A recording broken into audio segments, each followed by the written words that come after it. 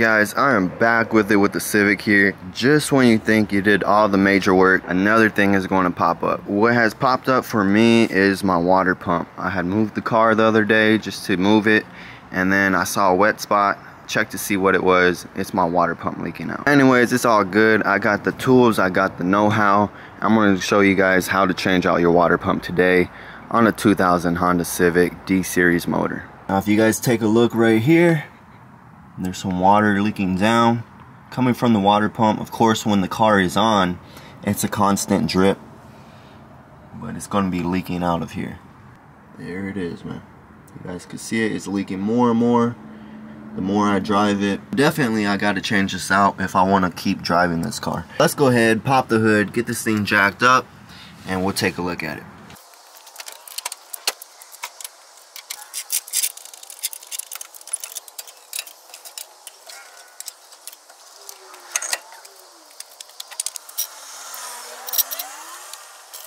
Alright, man, so we got this thing jacked up. I got the jack stand right here. Got it jacked up a little bit high, just better to work on, just bending over and stuff. Doing this job is going to basically be the same thing as changing out your timing belt. Now, I don't have to change out my timing belt because I have changed it before. Previously, the timing belt had busted, it broke the crank sensor, and so when that had happened, I just did the job basically like overnight, just threw a timing belt back on, so I was back on the road. If you guys that need to change the timing belt want to follow along, it's going to be the exact same thing, except I'm not going to be taking out the belt, and as well I'm not going to be taking off these 3 nuts right here, 1, 2, 3, and that's so you're able to take out the belt and put in the new belt. So whenever you do that, you do have to support it on the bottom at the oil pan, just very lightly with the hydraulic jack. Just support it while you have this off and do everything. If you guys want to follow along, go ahead and do so. Some of you guys might have power steering and you might have your belt hooked up for the AC compressor. I'm not going to be showing that because obviously I don't have it as of right now. There is a video showing how I deleted my power steering, and right now I'm just not running the AC belt because it currently does not work. So with that being said, let's go ahead and get started on it since it's able to be worked on. First thing I'm going to do is take down this plastic cover so I could get to the crank here. Just going to be held on, at least mine is held on, with these 2 plastic Phillips screws, and you're going to be taking those out, and that will allow the plastic cover to drop. While I'm here, I might as well go ahead and loosen the crank up. I got the tool that's used to stop the crank from rotating. I'm going to put the tool on there. Crank bolt is a 17. Going to get another breaker bar here. I'm going to get it to where the first breaker bar with the crank hold tool gets right there on the lower control arm, so it stops it from spinning, and now should be able to loosen it. Sometimes just need to add a little bar on the breaker bar, a cheater bar.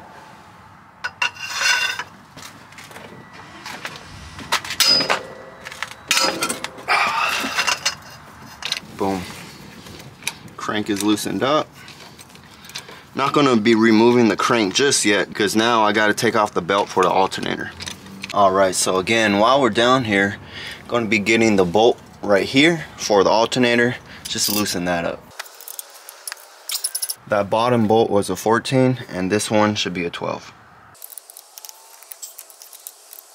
That one's loosened up. Now able to move the alternator. Just move it forward. Get the belt off. Just drop that on down. Now the belt is off, able to just go ahead and just wiggle the crank and it should come off. Boom, there it goes. And sometime the key might fall, so just be careful. That is going to be the key. Here's the key right there. If it falls off, just throw it back on or just put it somewhere safe where you won't lose it. So honestly, that was probably the hardest part. So if you made it past taking off the crank and doing that, that was the hardest part.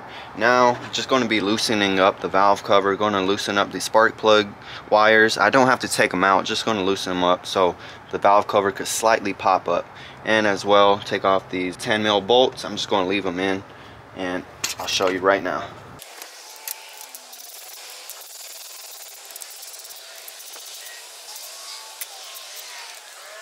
So everything is loosened up. For you guys that want to do a full tune-up, want to change out the valve cover gasket, and as well want to do set the valve lash, this is the perfect time to do it while you have everything off. If you guys want to check out my previous video on how to do that, go ahead and check that out. But now this valve cover is loose, and the reason why I have to loosen it is so you could get this side cover off. It's held on by two 10 mils, one right here and one over here, so you're gonna have to get the dipstick out of the way. The second 10 mil. So now this little side cover pop off, pull up on it. All right, there it goes. Might be a little difficult because you got this plastic on the side. Kind of just gotta maneuver it out of the way, get that side cover off. I could go ahead and take out this dipstick tube. Just easily pulls out just like that. Now I gotta go around this lower cover. There's gonna be some 10 mil bolts. First bolt is gonna be right here. Gonna be another one down below. Just below by the crank, if you guys see where the ratchet is, here's another one. So that's it for the front side. Now let's get to the back side. There's a 10 mil right here. You see where that bottom bolt was right here in the front. We got another one right down here. Now there's going to be one more, if you guys could see right here in this area where it kind of goes in towards the motor. Going to need an extension on that one for sure. There's going to be a wire harness that connects to the crank. Going to take that off from the plastic cover. And so the cover should just come right on off here. And here's that other bolt that was in the back that moves on in, just right there. Got the timing belt exposed and everything. I do have it on top dead center on TDC. If you guys don't have it on TDC already, you're just going to go ahead, put on that crank bolt and tighten it up a little bit. And the Honda motors, you're going to be turning counterclockwise.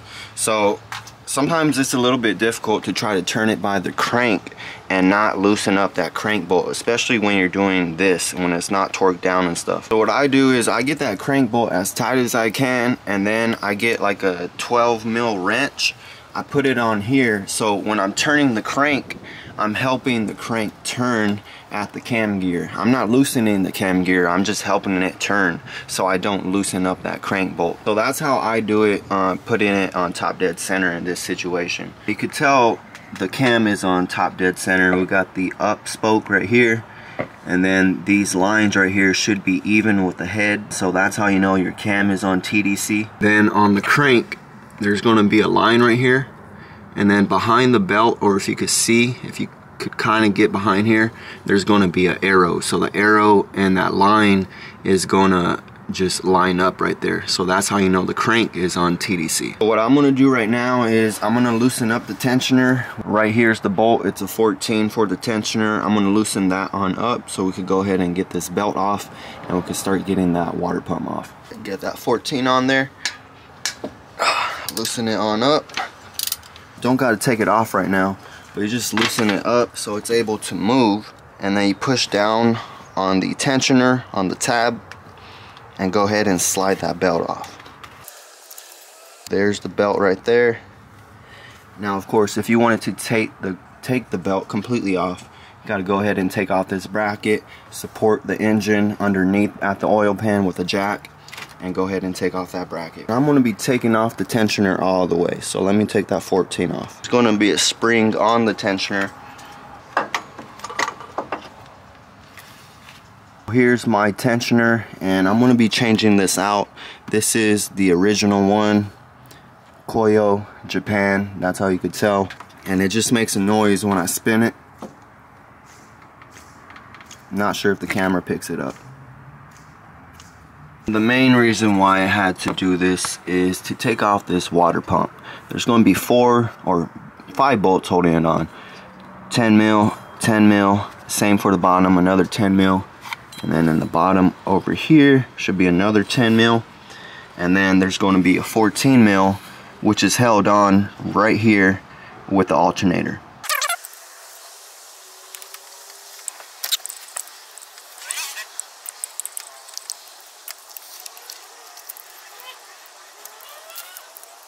So the 10 mils are loose. I'm gonna be loosening up the 14. I already have a drain pan in the bottom. It's already starting to leak. Just in case, I'm gonna put the dipstick tube back in, just so no water goes inside of the oil pan.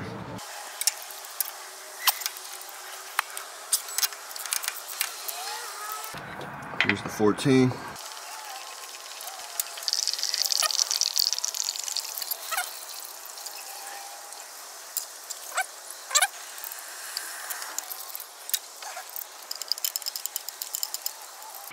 Right, and there's the water pump right here, man. Guys, so the water pump is fully out. I had the pan down here to catch the coolant. We take a look up here. There's the water pump. You can see where the 4 bolts were at, the 10s, and then of course that 114, which is over there in that corner. And here we have the water pump. And the reason why it starts to leak out water right here, if you see on the side there, it has what's called a weep hole. And whenever the water pump goes out, it just starts to pour out through that weep hole. It's just crying for you to change it out. What I'm gonna do is clean up the block a little bit. There's some grease and stuff all over on here, and I'm gonna keep the dipstick tube in there because I'm gonna clean up around there. Don't want any of the solvent to go inside of that oil pan.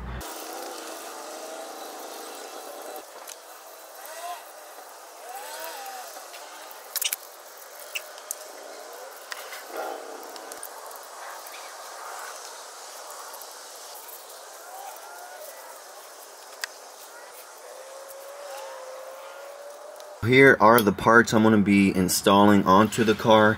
They're not new, technically they're not new. They're off of my Black Del Sol. If you guys been on this channel, been subscribed, you guys know the Black Del Sol. That's basically a parts car now. But as for the engine, I'm keeping the engine. Whenever I drop that engine to something else, of course I'm going to put newer parts on it. But I have a newer tensioner here. It's a GMB. Look like the part number E6005RVN, and that's still brand new. These parts probably have less than 5,000 miles on them. And then the water pump that I took off the Del Sol as well, it's from GMB, and the part number 14303C. Brand new water pump, man. Basically brand new water pump. So I'm gonna be installing these onto the car. I cleaned the block up just a little bit here. It's not extremely clean or anything like that. Just cleaned up a little bit of the grease and grime that was around here in this area. Now if you wanted to change out the oil pump, at this point you would drop the oil pan, drop your exhaust so you could get the oil pan down, and then get all the bolts around the oil pump, take the oil pump off, and then change that front main seal and stuff like that. But that's gonna open up another can of worms. Maybe in the future I'll have a video on that, but as for now we're just changing out this water pump. I'm gonna be putting on that pump right here. Not going to put any sealant, anything like that. You guys can, if you want to, put a little bit of Honda Bond or some sealant that is meant for the water system. So I'm going to be putting on the pump and as well put on that tensioner.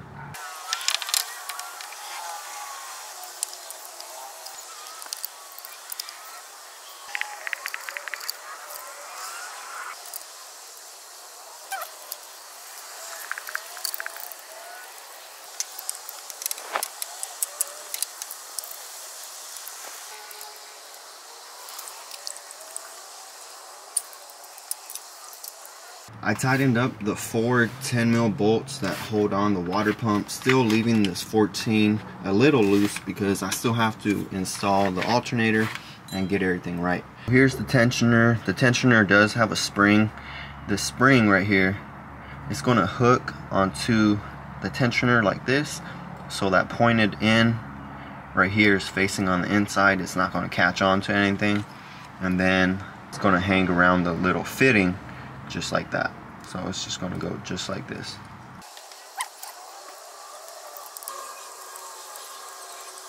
So the tensioner is on.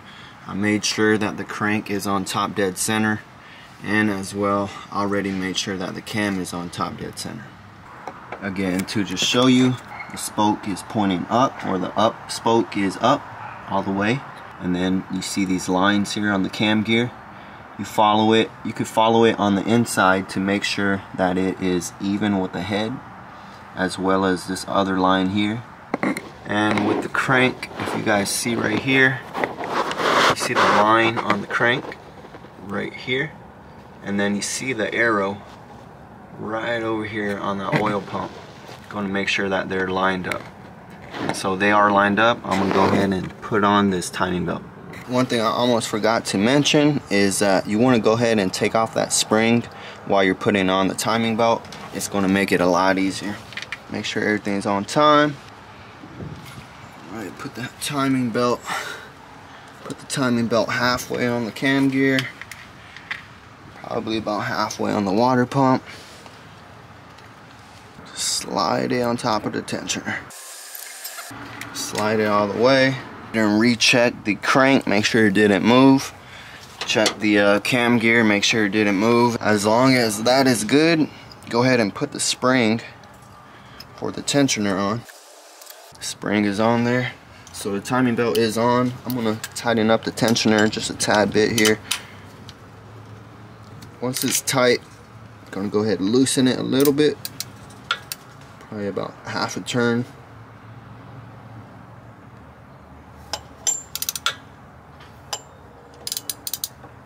About right there. And setting the tension on the belt here, so going to move it counterclockwise 3 teeth.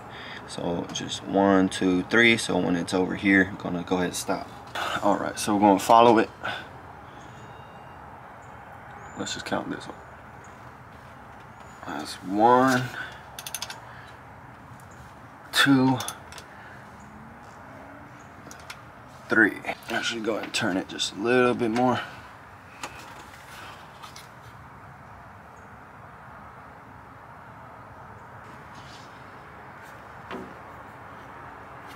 Okay, so now you can see where all the slack is over here on this side. So the tensioner is taking up all the slack. Gonna go ahead and tighten up the tensioner. I like to just give a little push with my fingers underneath the tensioner.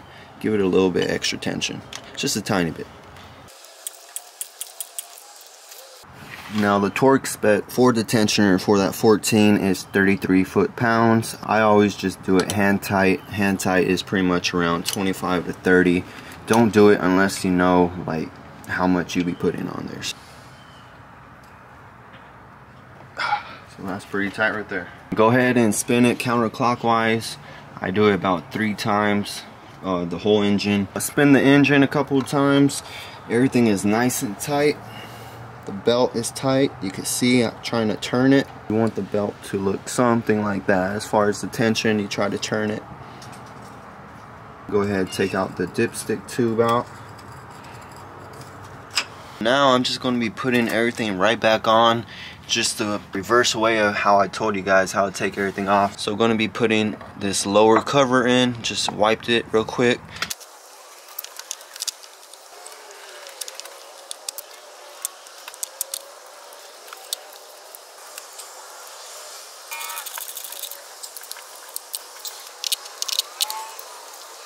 And throw the crank back on here.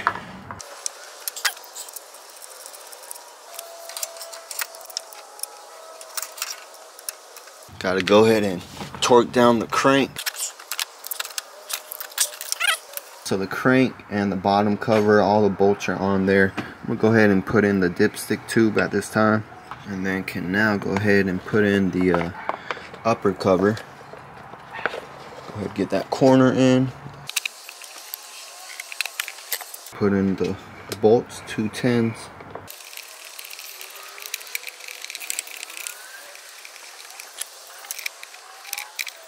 Put in the lower splash shield along with its 2 plastic screws. Side cover is on. I'm already reinstalling the valve cover. Again, just had propped it up, so just push it right back down. Reinstall the spark plug wires, just push them back in and tighten up the 10s. I'm just going ahead and tighten it on down. I already got them down. Start from the center and work your way out. And they're not tight at all. Probably only about 10 foot-pounds.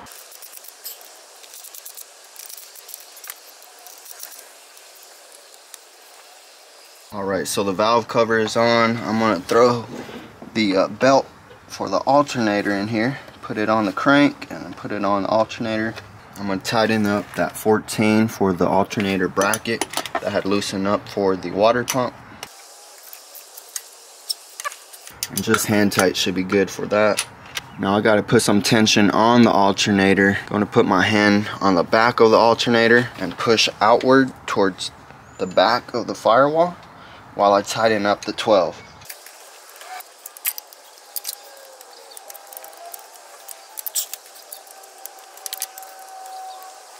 And once got that tension on the alternator and the belt, go ahead and tighten up the nut down here for the alternator bracket. I mean, this is basically it for the motor, and putting on the alternator, timing belt, everything like that for the water pump. Now of course I still got to fill it up with coolant. I'm going to do that here in just a bit, but I already took it off of the jack stand. I'm going to throw the wheel back on, torque the wheel, and we'll get on to putting in the coolant.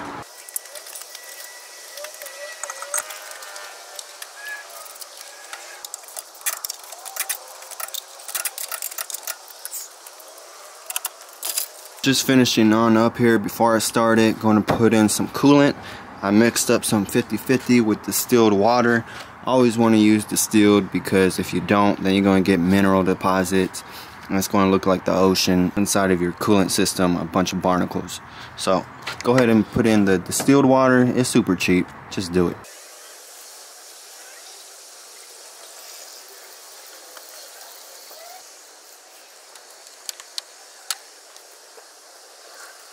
Everything is filled up. Going to be starting the car and going to burp the system. What burping the system does is make sure there's no air inside of the engine block or anywhere, or if there is, if you start it and you run it and there's air in the engine, your engine is going to overheat and you're just going to have issues, probably idling issues and stuff like that. So you got to burp the system to be safe and make sure you don't ruin the engine. So what you'll do, you'll start it up. Probably keep your foot on there at about 1500 RPMs. Let the engine fully warm up, and while it's doing that, you might see some bubbles and stuff come out of the radiator cap here. You're going to leave it uncapped, so that's how the air is going to escape. You're going to see bubbles coming out and stuff. Once you make sure that the thermostat and everything has opened up and allowed more new coolant, cooler coolant to go into the engine, all the air bubbles should have came out by then. And so after that, you'll just turn off the car, put on the cap, and then you should be good to go.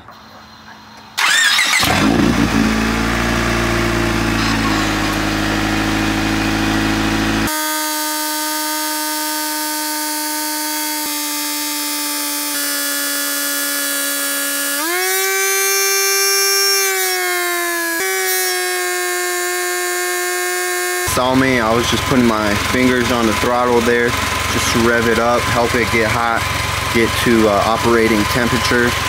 Bubbles have been coming out. Now they do sell a tool that you can attach onto here and add a big funnel so it doesn't spill out, but I'm not really worried about that. Just about done here. I'm just waiting a couple more minutes to make sure that the thermostat has fully opened and all the coolant and everything has cycled before calling it quits. Alright, already been at it. I would say about 10-15 minutes of just revving it up, making sure everything is nice and hot. You can tell it's hot just by the steam coming off of it. But the level did go down. If you guys caught it, there were some bubbles that came up. Definitely some air in the system. So now I'm just going to be turning it off and just fill it up to the top and close up the radiator.